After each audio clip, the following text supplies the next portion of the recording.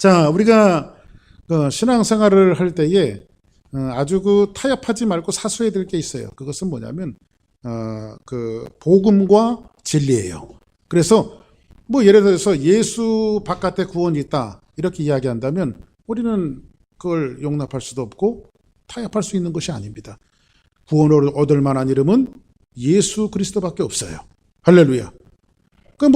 요즘에 종교 다원론주의자들이 마음의 모슬렘에도 구원이 있고 불교에도 구원이 있고 각각 이방 종교에도 다 구원이 있는데 다 하나님을 믿는 거다. 이렇게 종교 다원론자들이 이야기하지만 우리는 목에 칼이 들어와도 예수 그리스도 말고는 구원이 없다라고 하는 것을 우리가 주장하고 믿고 우리의 신앙으로 받아들여요.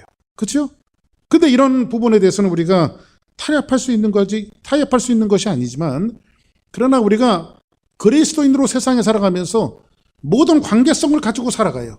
우리가 그리스도인들끼리 관계성을 가지고 살아가고 있고, 주사랑교회 성도들이 관계성을 가지고 살아가고 있으며, 여러분들이 또 가정에서, 또 여러분의 삶 속에서, 삶의 일터에서, 또 더 나아가서는 믿지 않는 사람들과 모든 관계성을 가지고 살아가고 있어요. 그런데 그 관계성 속에서 내 것을 너무 고집하다 보니까요, 사람들이 뭐라고 말하냐면, 예수 믿는 사람들은 참 못 쓰겠어, 이렇게 이야기하면서 어떤 관계성의 단절까지도 우리의 삶 속에서 오는 경우가 굉장히 많이 있단 말이에요. 그렇죠?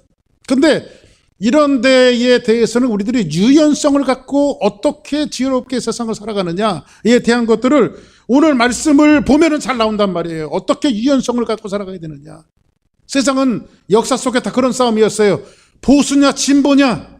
그래서 우리 한국식으로 이야기하면 노사모냐 박사모냐 이런 것들 갖고 하는데, 우리 그리스도인들은 노사모냐 박사모냐 이런 것들을 갖고 살아가는 것이 아니라, 보수냐 진보냐 이거 갖고 대립하는 것이 아니라, 어떻게 세상 속에서 믿지 않는 자와 믿는 자가, 또한 내가 예수 그리스도를 섬기고 진리를 사수하면서 살아가는 우리들이 어떻게 유연성을 가지고 세상 사람들을 바라보며 살아가야 되는가에 대한 것들을 오늘 말씀을 통해서 우리에게 이야기해주고 있어요. 그런데 오늘 여러분들과 제가 나눠야 될 말씀은 뭐냐면, 오직 성령을 침례로 받으리라. 그러면 우리가 성령을 받는다고 말하고 있어요. 그렇죠?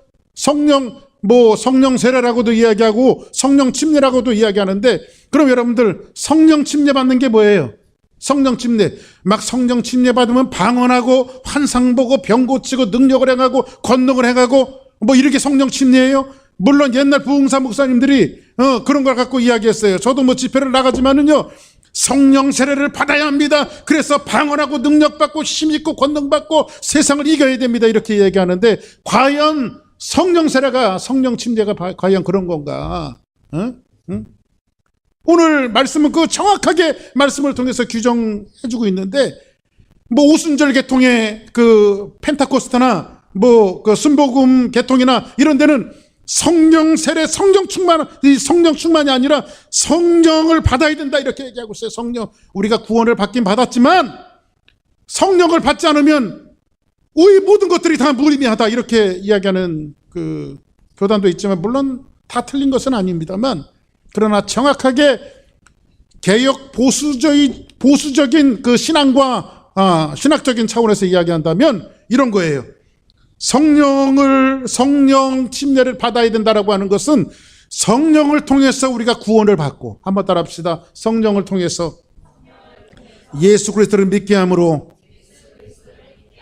구원을 받았다. 그러면 이렇게 구원을 받았는데, 구원받은 사람들은 구원으로 끝나는 것이 아니라 그 다음에 임하는 것은 뭐냐면 성령 충만함이 임해야 우리가 그리스도인다운 그리스도인의 삶을 살아갈 수 있다라고 성경은 이야기해주고 있는 거예요. 할렐루야. 네?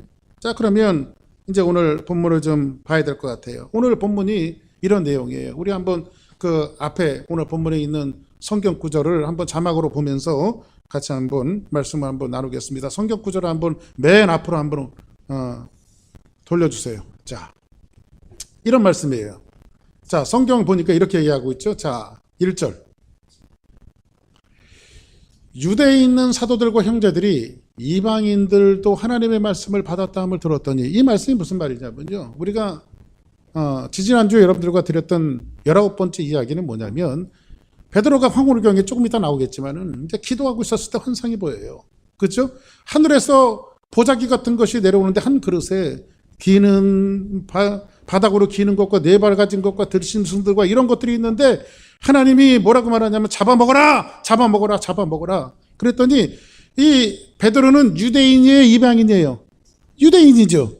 근데 유대인의 고정관념 속에는요, 그런 부정한 것을 전혀 먹어서는 안 돼요. 그리고 내가 이 부정한 것을 어떻게 먹을 수가 있습니까? 라고 이야기했더니 하나님께서 뭐라고 하는지, 이렇게 내가 거룩하다고 한 것을 내가 왜 속되다고 하고 더럽다고 하느냐? 라고 말할 때에 한쪽에서는 고넬료라고 하는 이방인이에요. 그 사람은 유대인이 아니고 이방인인데 이방인 땅에 어떤 경로를 통해서든지 알 수는 없지만은 예수 그리스도를 영접한 그리스도인 한 사람이 있었는데 그 사람의 이름이 누구였어요? 고넬료였어요. 이해됐으면 아멘 하시기 바랍니다. 근데 고넬료가 똑같이 베드로가 그 환상을 볼 때에 고넬료에게 하나님께서 하나님의 환상 중에 하나님의 사자를 통해서 말씀하기를 뭐라고 말하냐면 저기 어디에 가면은 그 무두장이 시몬의 집에 베드로라고 하는 사람이 있는데 거기에 가서 베드로를 척에다가 너희 집에서 예배를 드려라. 말씀을 들어라. 이런 말씀이 동시다발적으로 했던 내용들이 기억이 나시죠? 예? 안 나면 안 돼요? 예?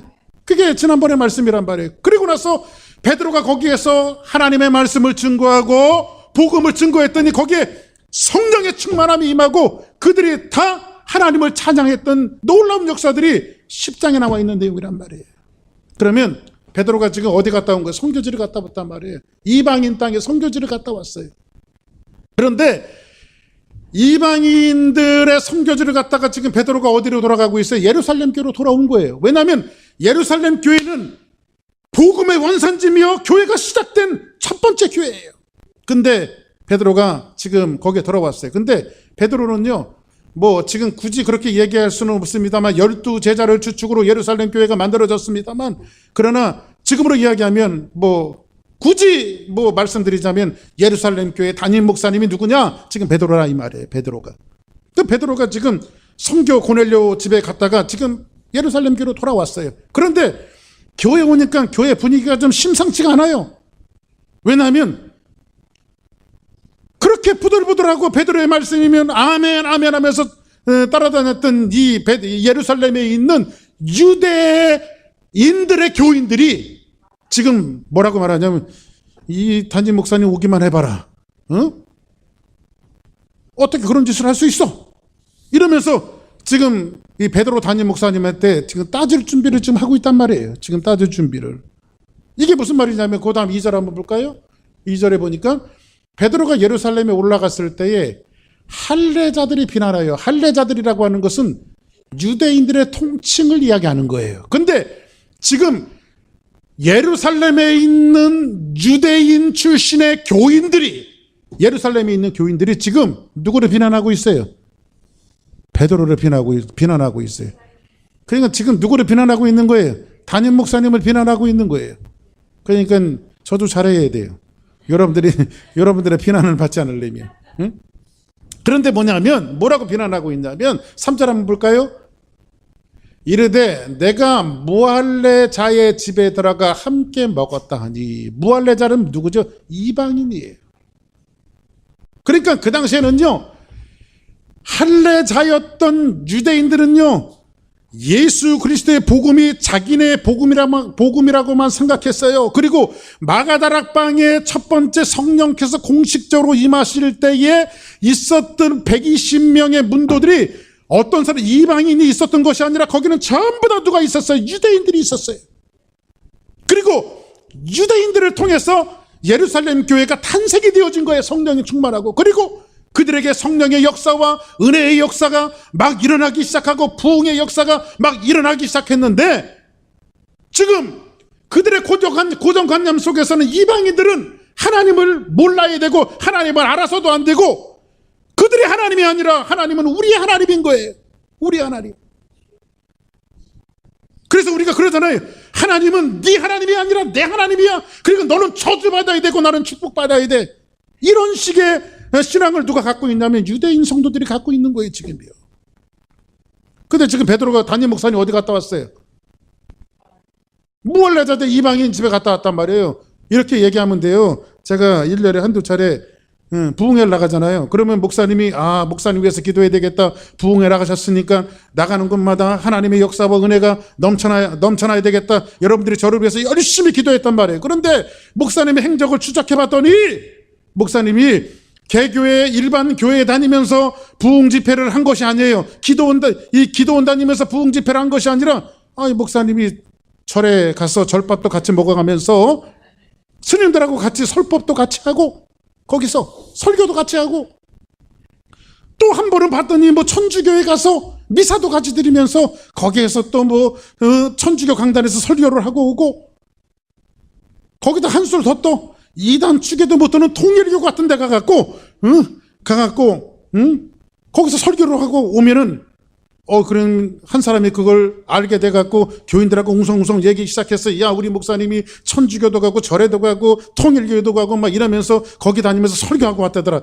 저 목사님 좀 신학이 잘못된 거 아니야? 신앙이 잘못된 거 아니야? 우리 목사님 한번 그 신학을 어디서 있는지 뒷조사를 한번 해봐야 돼. 이단 같아, 이단.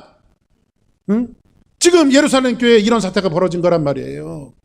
이런 사태가. 그러니까 지금 뭐 하고 있어요? 지금 베드로가 지금 있을 수 없는 일을 하고 지금 어디에 온 거예요? 예루살렘으로 돌아온 거예요. 그리고 나서 뭐라고 말하냐면 4절에 보니까 무할례자들과 함께 먹었다 하니 베드로가 이제는 그들에게 이 일을 차례대로 설명한 거예요. 여러분 그게 아닙니다. 내 말을 좀 들어보라고. 자초지종을 얘기할 테니까 그냥 무조건 그렇게 따지지 말고 목사님이 어떻게 할 수 있는 일을 할 수 없는 일을 했습니까? 이렇게 무조건 신란하며 비난하며 따지지 말고 좀 내 말 좀 들어보라고 베드로가 지금 얘기하는 거예요. 그러니까 여러분들 혹시 우리 교회 안에서 그런 일이 있으면요 무조건 대들지 말고 내 말 좀 들어보라고요. 할렐루야. 아멘. 네? 교인들이 우리 교회는 안 그렇지만요 무조건 따져야 목사님이 그럴 수 있어요 저럴 수 있어요. 차라리 이게 신사적인 목사님 제 마음이 이런데 목사님 뭐라고 변명이라도 좀 해주십시오. 뭐라고 좀 명백하게 이야기해 주십시오. 이렇게 물어보는 게 옳은 거예요. 그냥 삐져갖고 말도 안 하고 어디서 삐졌는지 여기서 삐졌는지 저기서 삐졌는지 그래서 혼자 밤을 지새워가면서 이 사람이 어느 대목에서 삐졌을까 저를 고민하게 하지 말고 응?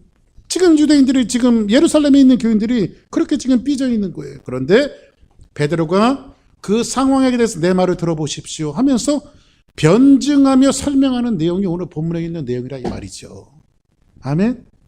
근데 베드로의 변증과 설명을 통해서 유대인 예루살렘이 있는 교인들이 변화되어지는데 어떤 변화가 되어지냐면 결론부터 말하자면 15절 한번 쭉 넘겨보세요. 15절. 같이 한번 읽어볼까요? 시작.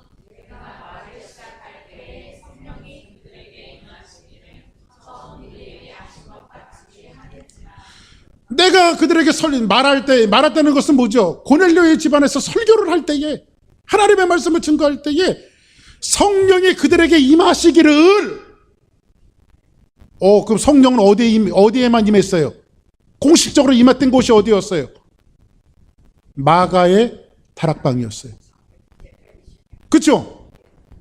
마가의 다락방에 성령께서 그렇게 기다렸던 성령께서 공식적으로 임하시고 그들에게 놀라운 역사를 통해서 예루살렘 교회가 탄생이 되어졌어요. 그런데 베드로가 내가 말할 때에 이방인의 집에 들어가서 설교할 때에 말씀을 증거할 때에 성령에게 그들에게 임하기를 처음 우리에게 하신 것은 어디죠? 마가의 다락방이에요. 그때에 이거 이상한 상황이다. 어서 많이 본 상황인데 뭐 그런 거 있죠 여러분들. 이상하게 어떤 현상을 이게 또 어디서 있었지? 이거 분명히 있었던 일인데 뭐 그런 사건들이 생각해보니까 과거에 있었던 일이야.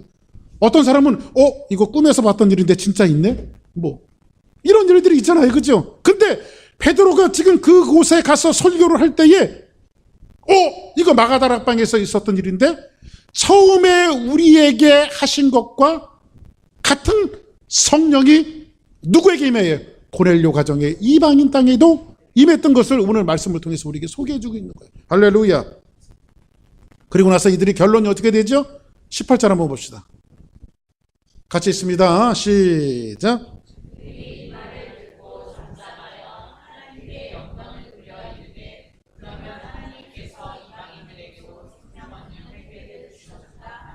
마지막에 결론은 어떻게 끝나요? 흥분하고, 그리고 그들에 대해서 막 어떤 베드로에 대해서 반감을 갖고 있었던 예루살렘에 있는 교인들이 이제는 하나님 앞에 영광을 돌리고 오늘 말씀이 결론으로 끝나게 되어지는 것을 보게 되어집니다. 그러면 오늘 여러분들과 살펴볼 것이, 그렇게 흥분하고 베드로에게 반기를 들고 신란하며 비난했던 그 예루살렘 교인들이 베드로의 어떠한 말씀을 듣고 그들이 다시 한번 마음을 돌이키게 되어졌는가에 대한 것들을 오늘 말씀을 통해서 이야기를 나누려고 해요.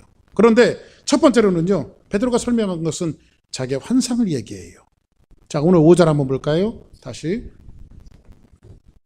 5절에 보니까 이제 베드로가 그게 아니라 내 말을 좀 들어보세요. 여러분들이 그렇게 덮어놓고 비난만 하지 말고 제 말을 들어보세요. 그러면서 뭐라고 말하냐면, 내가 욥바시에서 기도할 때였어요. 그때 하나님께서, 그 당시에는 뭐 성령 충만한 역사들이 그렇게 나타나 보여졌으니까, 내가 황홀 중에 하나님께서 내게 환상을 보여주셨는데, 큰 보자기 같은 그릇이 내 귀에 매어 하늘로부터, 어디서부터 내려왔어요? 하늘에서 내려왔어요. 하늘로부터 내려와서 내 앞에까지 그것이 내려왔습니다. 내가 환상해 보니까 초대교회는 그런 성령의 역사들이 많이 있었기 때문에 그런 커뮤니케이션이 쉽게 되어졌어요. 지난번에 말씀드렸죠. 왜 그때 환상과 이런 역사를 통해서 많이 이루어졌냐면, 그때는 하나님의 완벽한 계시였던 성경이 완성되지 않는 시기였어요. 그래서 하나님이 말씀하시는 것들을 그런 환상과 이상과 능력을 통해서 하나님께서 말씀하셨단 말이에요.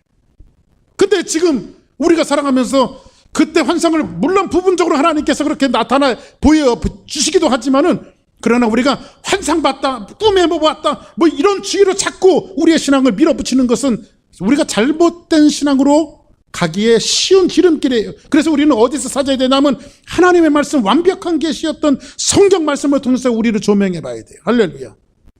그런데 큰 보자기가 내 앞에까지 이렇게 내려와졌는데, 6절 볼까요? 이것을 주목하여 보니 거기에 뭐가 들었나? 내가 이렇게 봤더니 땅에 네 발을 가진 것과 들짐승과 기는 것과 이 모든 것들이 다 공중에 나는 것들이 이렇게 보였습니다. 그런데 또 들으니 소리가 있어 내게 이르되, 베드로야 일어나 잡아먹어라. 3번. 그 다음에 세 번이나 그런 말씀하셨대죠. 잡아먹어라, 이렇게 말씀하시니까 베드로가, 그건 부정한 거예요. 유대인들이 만져서도 안 되고 먹어서도 안 되고 건드려서도 안 되는 것들이에요. 율법에 금한 거예요. 하나님의 법에 금한 거예요. 여러분들 보세요. 뭐 이런 예는 되지 않겠지만은, 이런 예는 그냥 여러분의 이해를 돕기 위해서 하는 것이지 그게 아닙니다. 그런데 이 말씀을 먼저 드리는데, 여러분들이 예를 들어서 술을 한 마리를 갖다 놓고 환상에 딱 보이고 하나님께서 술을 내려주시더니 이 술을 한 마리를 마셔라 그러면, 어이구 하나님, 예수 믿는 사람인데 어떻게 제가 목사가 술을 한 마리를 마실 수가 있습니까? 한 잔이면 몰라도, 응? 이렇게 얘기할 수 있겠죠. 그죠? 그러니까 우리 기독교인들의 신앙은 그런 어떤 고정관념적인 신앙을 갖고 있기 때문에 그것이 잘 안 되는 거예요. 그런데 오늘 여기서 보니까는 율법에 금한 것들만 내려주셔서, 율법은 누가 갖고 있는 거예요? 이스라엘 사람들이 갖고 있는 거예요. 이방인들은 율법을 갖고 있지 않아요. 이방인들은 얼마든지 먹을 수 있는 거지만 그리스도인들은 먹어서는 안 돼요.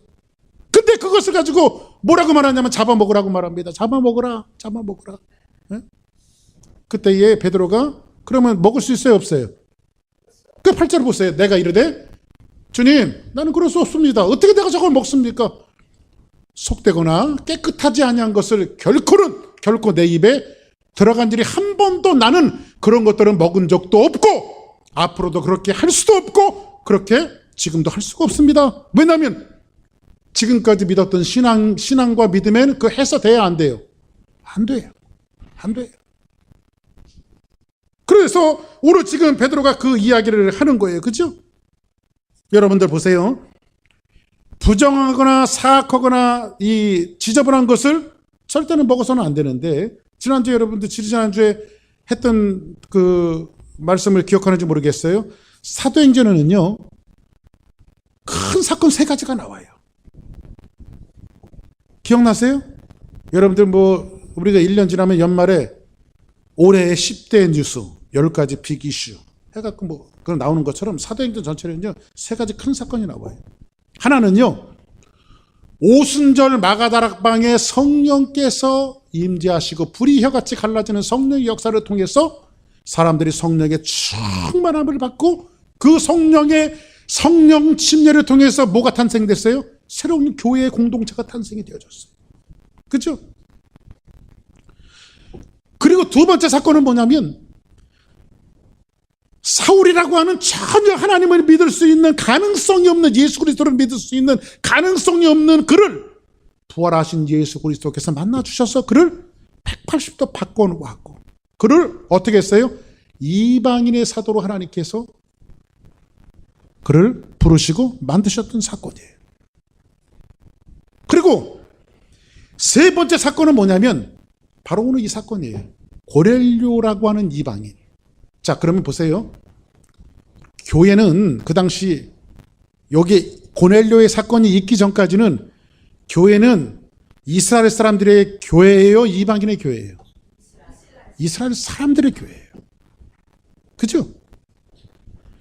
더 흘러가서 그 전에는 하나님은 이방인의 하나님이에요? 아니면 이스라엘 사람들의 하나님이에요?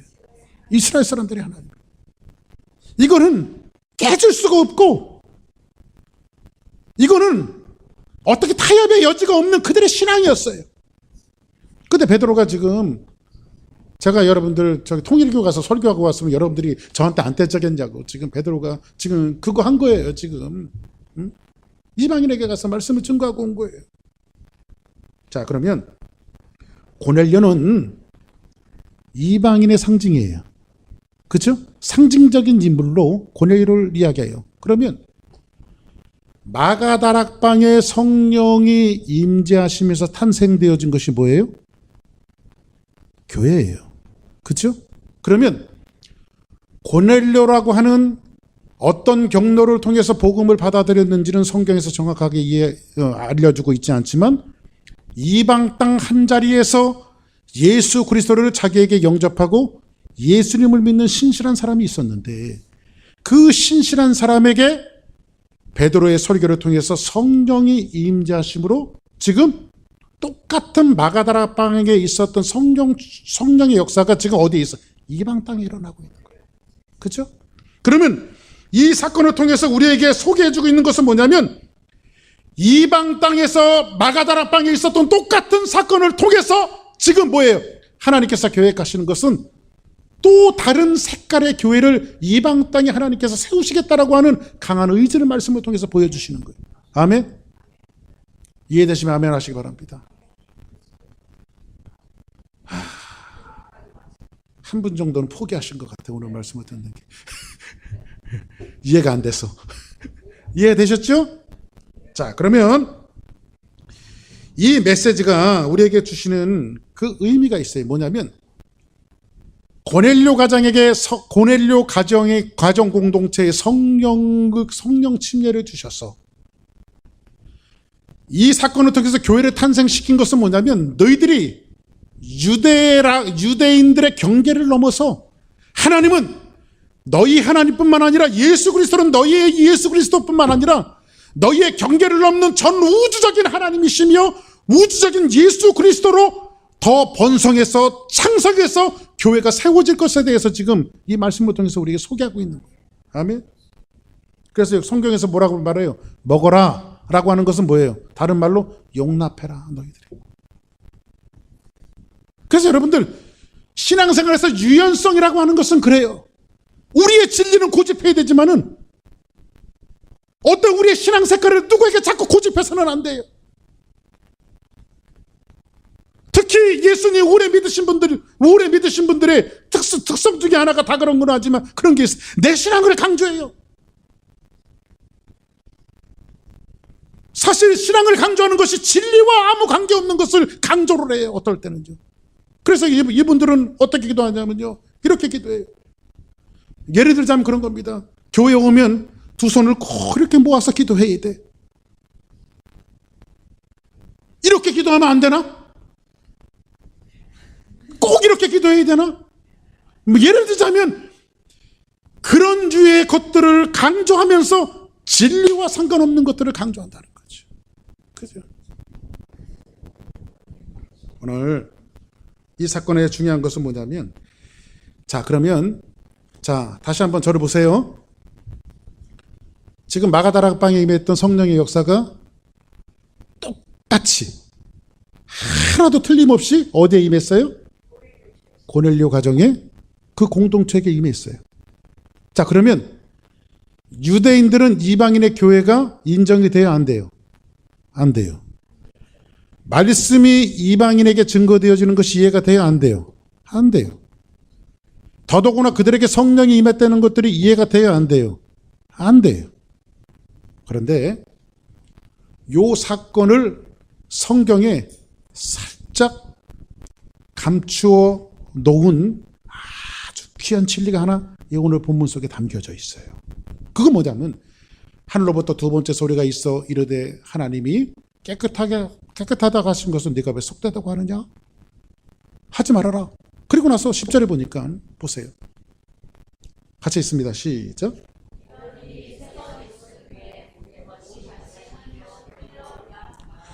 이런 일이 세 번 있으니 왜 베드로가 지금 이게 변명하고 있는 거죠. 변증하고 있는 거죠. 지금 예루살렘 교인들을 앉혀놓고 내 말 한번 들어봐라 하면서 얘기하고 있는 거죠. 후에 모든 것이 다시 하늘로 끌려 올라갔다. 그때 마침 내가 기도가 딱 끝났더니 그때 마침 세 사람이, 몇 사람이? 여기 세 사람 머릿속에 좀 메모해 놓으세요. 몇 사람? 세 사람. 세 사람이 내가 유숙한 집에 와서 두드리는 거예요. 근데 이 사람들이 어디서 왔냐면 가이사라, 어디서 고넬료가 보낸 사람이에요. 그렇죠? 고넬료가 보낸 가이사라에서 내게 보낸 사람들이라. 세 사람이 나를 찾아왔다. 그 환상이 딱 끝났는데 세 사람이 노크를 하더라. 근데 동시자발적으로 거기에 있는 고넬료라고 하는 사람에게도 하나님께서 뭔가 이상을 보여주시고 나를 찾아가라고 해서 세 사람이 찾아왔다. 이 얘기를 하는 거예요. 아멘? 응? 그리고 12절 보세요. 12절. 성령이 내게 명하사 아무 의심하지 말고 함께 가라 하시매. 그냥 너 아무 의심하지 말고 함께 가라. 그랬더니 성경은 뭐라고 말하냐면, 이에 6 형제도 나와 함께 가서 그와 그 사람의 집에 들어가니. 3명이었는데 갑자기 몇 명이 됐어요? 6명이 됐어요. 요 3명은 또 어디서 온 걸까? 쭉 내려서 한번 10장 45절 한번 볼까요? 10장 45절. 그 밑에 쭉 있어요. 네? 자, 보세요. 지난주에 우리가 본문을 살펴봤던 건데, 베드로와 함께 온 할례 받은 신자들이, 그러면 베드로와 함께 온 할례 받은 신자들이 있어요, 없어요? 베드로가 자기 혼자 온 게 아니라 어떤 사람인지 모르지만 제자 그룹에 있었던 세 사람을 같이 데리고 왔어요. 고넬료 집에 갈 때. 근데 자기네들도 이방인들에게 성령 부어 주심으로 말미암아 뭐래요? 깜짝 놀랐어요. 성령은 우리한테나 오시는 건데 어떻게 이방인들이 성령을 받지? 이 사람들이 놀래요, 안 놀래요? 자, 그러면 세 사람은 고넬료가 보낸 이방 사람, 세 사람은 베드로와 함께 온 제자 그룹. 그럼 다시 한번 본문으로 가봐요. 머리를 잘 사용해서 오늘 본문을 들어야 됩니다. 자, 그리고 나서 15절 한번 보세요. 내가 말을 시작할 때에, 그 전에 14절, 그 다음, 그 전. 자, 천사가 내 집에, 자, 그 전, 다시. 예. 자, 그럼 보세요. 성령이 내게 명하사 아무 의심하지 말고 가라 하심에 6 형제도 지금 보세요. 나와 함께 이렇게 말하죠. 그러니까 나는 누구예요? 나는 베드로죠. 베드로. 그죠? 그러면 이방인 3명, 베드로와 함께 온 제자 그룹 3명, 베드로 몇 명이에요? 전부 다 합이 7명이네. 이게 살짝 감춰놓으신 하나님의 메시지예요. 그런데 요 여섯 명을 이방인 3명, 그 다음에 베드로와 함께 온 유대인 제자 그룹 3명, 이 사람을 성경은 뭐라고 표현하고 있어요? 형제라고 표현하고 있어요. 형제. 그죠? 그러면 이 말씀이 의도하는 것은 뭐냐면, 앞으로 유대인 성도들 너희들과 이방인들이 연합되어져서 뭐가 될 거예요? 한 브라더 앤 시스터가 될 거라는 거예요. 한 형제요, 한 자매가 될 것이며, 그것을 통해서 하나님은 이방 교회를 만들어 나가시겠다는 거예요. 아멘. 그래서 그 사람들의 집에 지금 들어갔어요. 그죠? 들어갔어요. 그 다음 봅시다. 13절 시작.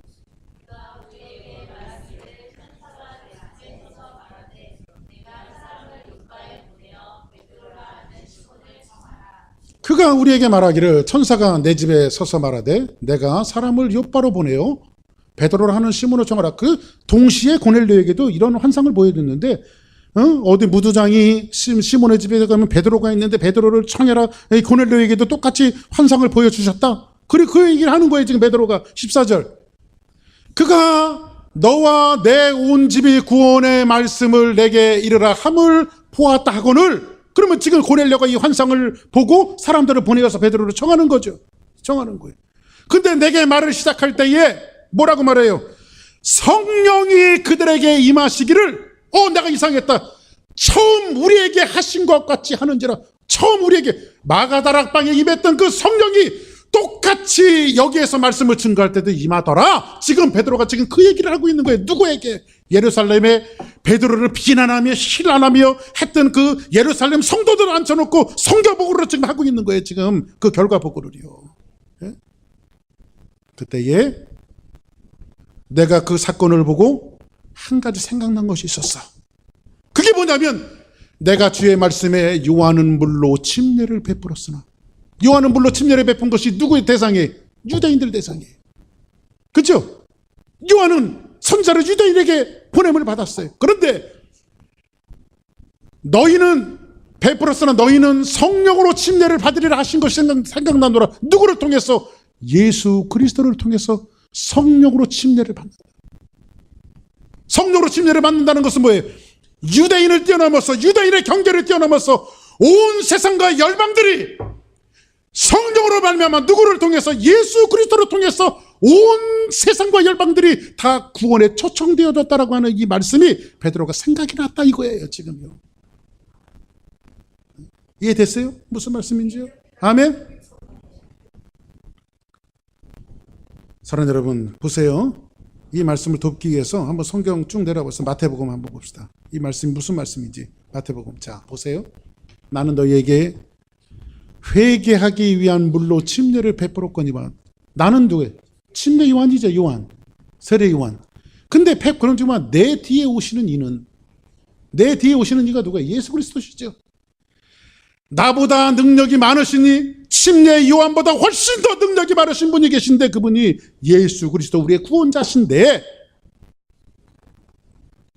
나는 그의 신을 들기도 감당치 못하겠노라. 그는 성령과 불로 너에게 침례를 베푸실 것이요. 그러면 여러분들 성령과 불로 침례를 베푸실 것이라고 그러는데, 옛날에 부흥사 목사님들이, 저도 부흥이라고 다니지만 저는 약장사 목소리를 내지 않습니다. 그냥 이 목소리예요.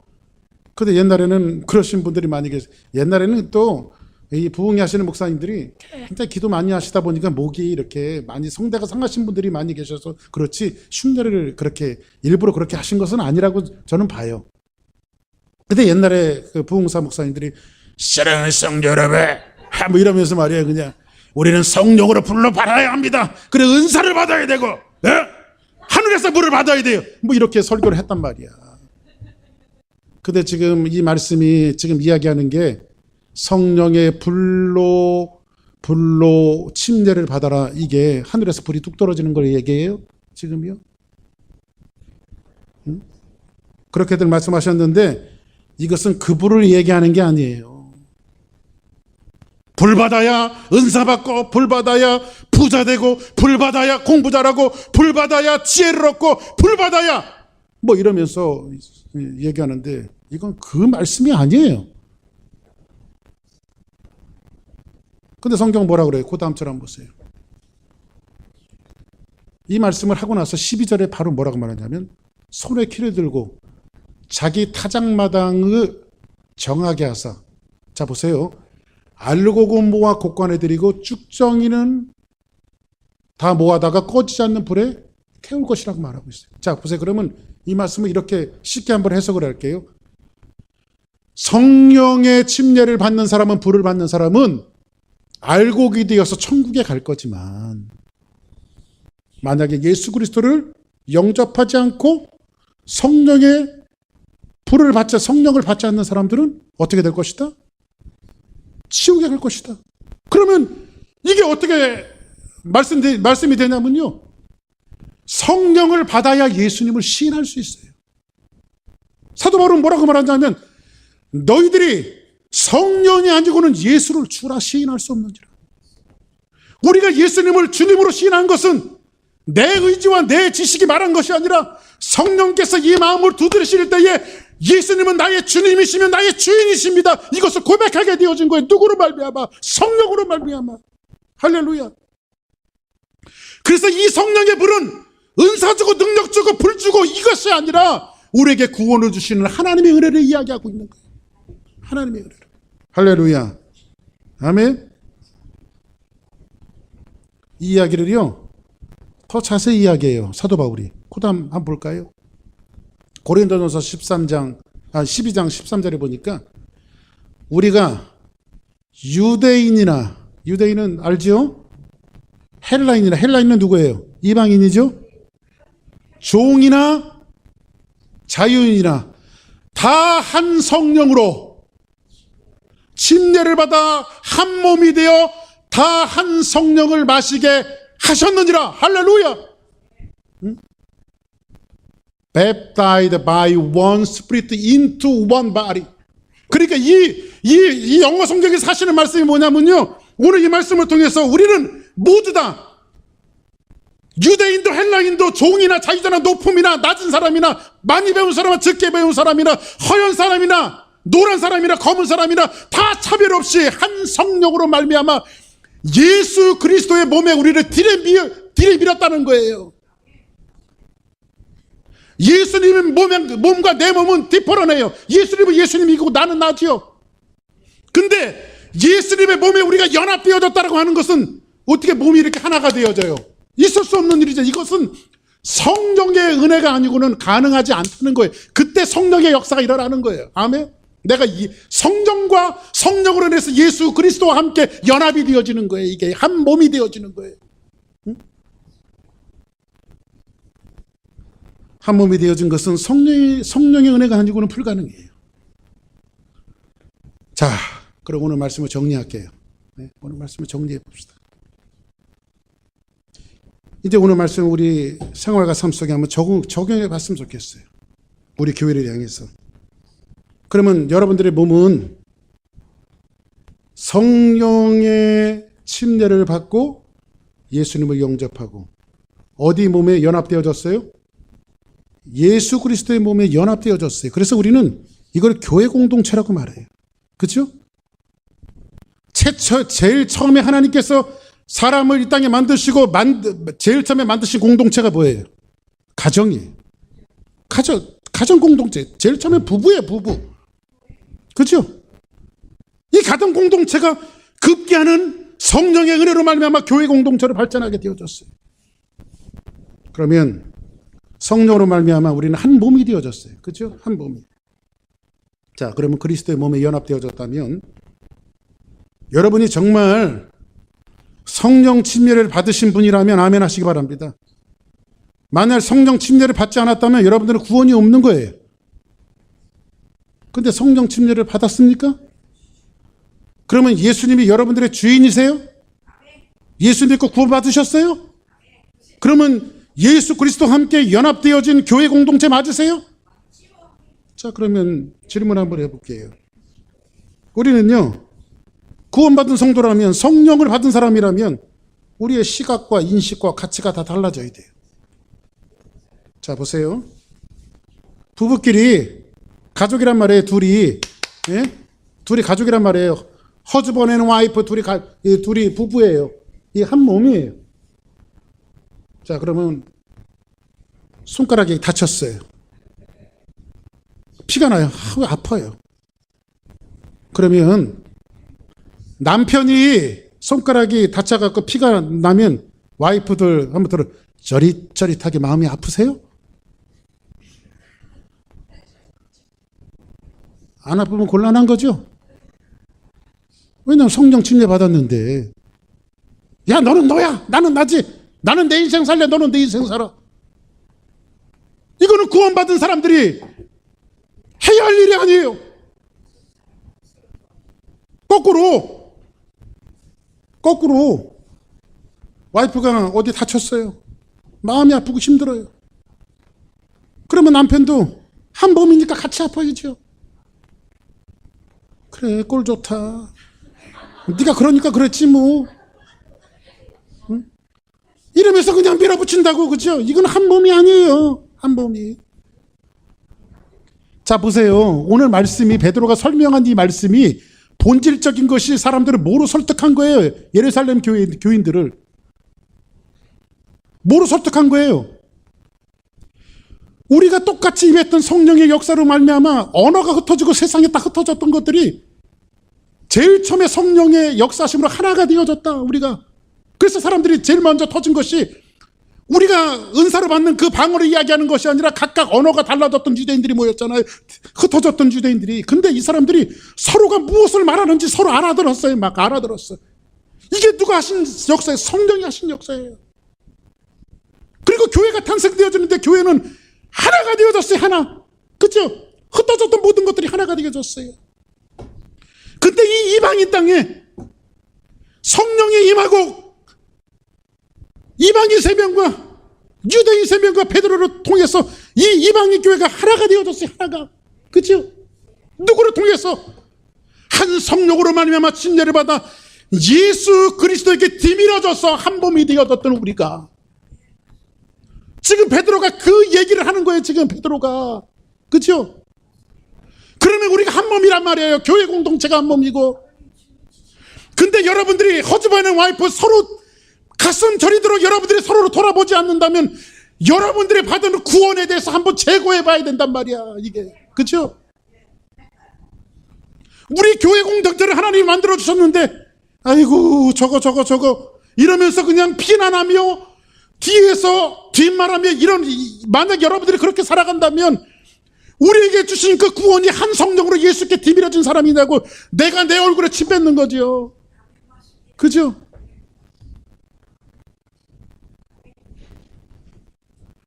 성경 다시 한번 본문으로 한번 가봅시다.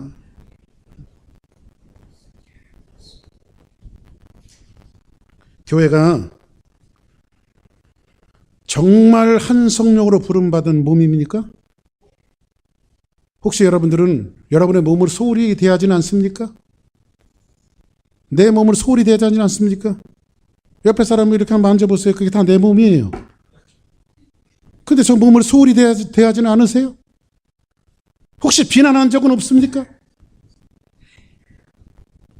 그런즉 하나님이 우리에게 주신 16절 먼저 봅시다. 16절. 내가 주의 말씀을 요하는 물로 침례를 베풀었으나 너희는 성령으로 침례를 받으리라 하신 것이 내가 그때 생각이 났다, 베드로가. 그리고 나서 그런즉 하나님이 우리가 주 예수 그리스도를 믿을 때에, 뭐 할 때에? 주 예수 그리스도를 믿을 때에 주신 것과 같은 선물을. 그러면 성령은 예수 그리스도를 믿을 때에 주신 거죠. 그죠? 그러면 성령 세례, 성령 침례는 뭐예요? 예수님을 믿을 때 주신 구원이란 말이에요. 아멘. 불러 이게 아니고, 구원이란 말이야. 구원. 아멘. 내가 누구에게 베드로가 내가 누구에게 하나님을 능히 맡겼느냐? 이건 하나님이 하신 일이다. 하나님이 하신 일이다. 내가 막을 수 있는 일이 아니었다. 베드로가 지금 그 얘기를 예루살렘 교인들에게 증언하는 거예요. 그때에 사람들의 반응이 18절에 나와요. 그들이 이 말을 듣고, 그들은 누구죠? 예루살렘 교회 교인들이에요. 잠잠하여 하나님께 영광을 돌려. 하나님 앞에 영광을 돌려. 이르되 그러면 하나님께서 이방인에게도 뭐를? 생명 얻는 회개를 주셨도다 하니라. 할렐루야. 그들의 모든 고정관념이 깨졌어요. 그들에게 유연성이 생기기 시작했어요. 여지가 생기기 시작했어요. 뭐를 얻는 것을? 생명 얻는 회개를. 그죠? 옷이 중요해요? 몸이 중요해요? 금으로 된 자켓을 입어봐. 몸에 암 걸려갖고 시한부 인생 됐으면 금 자켓이 필요해요? 하나 필요 없어요. 몸이 중요하죠. 그죠? 먹을 게 중요해요? 목숨이 중요해요. 예수님이 그래요. 예수님이 그래서 말씀하셨어요. 무엇을 먹을까, 무엇을 입을까, 무엇을 마실까 염려하지 말아라. 이는 다 이방인들이 구하는 것이다. 목숨이 음식보다 중요하지 아니하며 몸이 의복보다 중요하지 아니하냐. 그죠? 목숨이 그 본질이 무엇인가를 알아야 돼요. 본질이. 여러분들이. 응? 여러분들과 우리의 신앙 속에 정말 본질이 무엇인가를 제대로 알아야 돼요. 뭘 따지고 이야기하고 그런 것이 본질이 아니라. 여러분들 보세요. 지금 어떤 사람이 물에 빠져갖고 죽어가고 있어요. 물에 빠져서 죽어가고 있어요. 사람들이 이야기합니다. 여보시오! 어디 가면 금덩어리가 한가마니가 묻어있을 때 그거 캐갖고 부자가 되시라고. 그러면 그 사람이 물에 빠져 죽어가면서 고맙습니다. 고맙습니다. 그럴까요? 그 사람에게 필요한 건 뭐예요?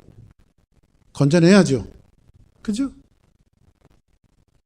그걸 건져내야죠. 언젠가도 말씀드렸죠? 물에 빠진 사람 보고 책을 하나 딱 던지면서 여보시오! 여기 수영의 7가지 법칙이 있습니다. 이거 보고 나오시라고.